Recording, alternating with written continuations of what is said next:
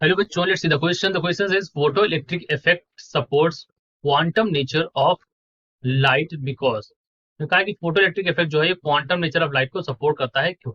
इसका रीजन हमें बताना है। और यहाँ पर उसी के बारे में बहुत सारी चीजें दे रखी है जिनको हमने वन बाय वन चेक कर। ठीक, अब इस क्वेश्चन को सॉल्व करने के लिए हमारा जो की कॉन्सेप्ट यहाँ पर होगा, दैट की concept will be based on the photo electric effect and the photo electric equation also. तो यहाँ पर हमें दो तीन जैसे काइनेटिक एनर्जी के बारे में बात करनी है, फ्रिक्वेंसी के रिलेटेड बात करनी है। तो यहाँ पर हम की कॉन्सेप्ट आपको बता देते हैं कि कॉन्सेप्ट हमारा यहाँ पर होने वाला है फोटो इलेक्ट्रिक इफेक्ट ही। ठीक है, क्योंकि उसी के आसपास ही हम बातें करेंगे, फोटो इलेक्ट्रिक इफेक्ट। और ये जो है ये किसके बारे में बात करनी है हमको? क्वांटम नेचर ऑफ लाइट के बारे में। ठीक है, क्वांटम नेचर ऑफ लाइट। ठीक, क्वांटम नेचर ऑफ मतलब लाइट का मतलब ये कि लाइट जो है क्वांटा के फॉर्म में यानी कि फोटॉन्स के बारे में हम यहाँ पर बात करेंगे। तो एक तो ये हमारा कॉन्सेप्ट हो जाएगा। दूसरा हमारी जो फोटो इक्वेशन है वो भी यहाँ पर हम यूज कर लेंगे। और काइनेटिक एनर्जी का टर्म, तो काइनेटिक एनर्जी के फॉर्म में अगर हम इसको लिख जाए तो भी लिख सकते हैं, that is equal to K is equal to H not minus 5। ठीक, इस फॉर्म में भी हम इसको समझते हैं, एच न्यू नॉट माइनस 5। ठीक है, तो ये काइनेटिक एनर्जी के फॉर्म में हमने इसको यूज किया। तो ये सब हमें यहाँ पर यूज करना है। काइनेटिक एनर्जी का ये इक्वेशन लिखी और ये हमने फोटॉन्स के बारे में। चलिए वन बाय वन बात करेंगे, फिर ये क्लियर हो जाएगा आगे सारे क्वेश्चन सारे पार्ट्स पे बात करते हैं। तो पहला पार्ट इन्होंने कहा कि there is minimum frequency of light below which no photo electrons are emitted. चलिए ए वाले के लिए बात करते हैं। सबसे पहले इन्होंने कहा है कि एक ऐसी फ्रीक्वेंसी होगी जिसके अगर आप बिलो जाएंगे तो यहाँ पर कोई भी इमिशन नहीं होगा। सही बात कही इन्होंने। क्यों? देखिए फोटो इलेक्ट्रिक जो इफेक्ट है वो किस पर बेस्ड है? क्वांटम पे मैंने बताया यहाँ पर।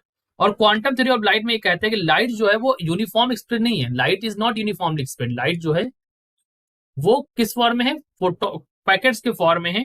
और उन पैकेट्स को हम लोग क्या बोलते हैं? क्वांटा। और ये क्वांटा ही हमारे क्या कहलाते हैं? This quanta known as photons. Light हमारी पैकेट्स के फॉर्म में है, क्वांटा क्वांटा ही हमारे फोटॉन्स कहलाते हैं। और एनर्जी जो फोटॉन्स की होती है वो होती है H nu. E is equal to क्या होता है? H new. एच आपका यहाँ पर प्लैंक्स कांस्टेंट है, ये भी बता देते हैं आपको। H is your Planck's constant. ठीक है, और न्यू हमारा जो है ये फ्रीक्वेंसी है।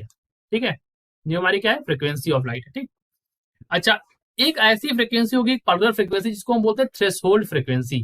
क्या होती है? थ्रेशोल्ड फ्रीक्वेंसी होती है। इसको मैं बोलूंगा थ्रेशोल्ड फ्रीक्वेंसी, जिसके ऊपर जाने पर ही आपका इमिशन होगा। मतलब अगर आपकी वैल्यू जो है यहाँ पर जो वैल्यू है फ्रीक्वेंसी की, अगर उससे कम है तो कोई भी फोटो इलेक्ट्रॉन्स इमिट नहीं होगा। मतलब if energy of photon is less than this, ठीक है, तो no photo electrons will be emitted. और ये बात जो सपोर्ट करता है फोटो जो है ये क्वांटम नेचर ऑफ लाइट को सपोर्ट करता है। So let me say that, यहां से पढ़ते हैं। देखिए above particular frequency called the threshold frequency. Threshold frequency जानना जरूरी है आपके लिए।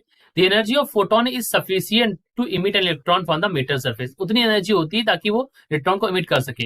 And below this, below threshold frequency, no photo electrons are emitted. और जो भी कॉन्सेप्ट ये किसको सपोर्ट कर रहा है? फोटो इलेक्ट्रिक को। तो ये ए वाला भी हमारा सही है। अब बी वाले पर चलते हैं इसी तरह से। ठीक है, अब ए वाला तो क्लियर हो गया। बी वाले पर देखिए इन्होंने काइनेटिक एनर्जी की बात करी है। अब काइनेटिक एनर्जी की हमने यहाँ पर बताया, kinetic energy is equal to H D not minus 5। ठीक, ऐसे होता है। अब देखिए काइनेटिक एनर्जी जो है वो किस पर डिपेंड कर रही है यहाँ पर? तो काइनेटिक एनर्जी मैं के फॉर्म लिख रहा हूँ। काइनेटिक एनर्जी जो है वो किस पर डिपेंड कर रही है? वो डिपेंड कर रही है फ्रीक्वेंसी पर। ध्यान रखिएगा काइनेटिक एनर्जी इंटेंसिटी पर डिपेंड नहीं करेगी। यहाँ आप कितनी भी इंटेंसिटी बढ़ा दें, इंटेंसिटी बढ़ाने से आपका क्या होगा?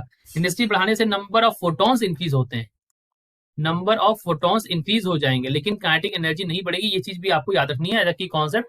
सो जब भी आप काइनेटिक एनर्जी को आपको इंक्रीज करना तो आपको क्या करना पड़ेगा? आपको फ्रीक्वेंसी बढ़ानी पड़ेगी। और अगर ऐसा है तो ये भी हमारा क्वांटम नेचर ऑफ लाइट को सपोर्ट करता है, क्योंकि फ्रीक्वेंसी बढ़ाने से अगर काइनेटिक एनर्जी बढ़ रही है, so it is saying that quantum nature of light is supported. Because frequency किसकी है? फ्रीक्वेंसी तो हमारी इस इंसिडेंट लाइट की हो, ये क्वांटम फोटॉन्स की फ्रीक्वेंसी है। और ये हमारा फोटो इलेक्ट्रिक इफेक्ट को सपोर्ट, यानी कि फिर फोटो मतलब क्वांटम नेचर ऑफ लाइट को भी सपोर्ट कर रहा है। तो इस वजह से हम कह सकते हैं ये क्वांटम नेचर ऑफ लाइट को भी सपोर्ट करता है। तो बी वाला भी यहाँ पर सपोर्ट कर रहा है। ठीक है, अब आप सी वाले ऑप्शन पर चलिए। सी वाले में कहा है कि even when the metal surface faintly illuminated the photoelectrons leave the surface immediately। देखिए यहां पर फोटो जो इन्होंने कहा है फेंटली इल्यूमिनेटेड, इसका मतलब क्या है? इसका मतलब ये है कि it means that less photon will interact with the electron. Faintly illuminated का मतलब मैं यहां पर लिख दूंगा, यहां पर it means that less photons will interact with the electrons. Faintly illuminated का मतलब यहां पर यही है कि कम नंबर के फोटॉन्स जो होंगे वो इंटरेक्ट करेंगे इलेक्ट्रॉन के साथ। लेकिन ये बात ध्यान रखिएगा कि how ever few electrons absorb energy from the incident photons. वो कितने भी कम यहाँ पर फोटॉन्स से इंटरेक्ट कर रहा है इलेक्ट्रॉन, लेकिन वो जो फोटॉन्स जो हैं उनकी एनर्जी को इलेक्ट्रॉन एब्जॉर्व कर लेता है, और वो इलेक्ट्रॉन्स जो जिन्होंने एनर्जी को एब्जॉर्व कर लिया वो मेटल से बाहर आ जाएंगे, they will come out of the metal. और इस वजह से ये हमारा जो है ये क्वांटम नेचर ऑफ लाइट को ये भी सपोर्ट कर रहा है। ठीक है, यहाँ पर अगर आप देखिए ध्यान से तो यहाँ पर तीनों ही ऑप्शन हमारे सही है, यानी कि जो करेक्ट आंसर हमारा टिक होगा वो डी वाला टिक होगा। क्यों? क्योंकि डी वाले में कहा है all of these, so these all supports the quantum nature of light, so this is our answer. I hope you understood it well, best of luck.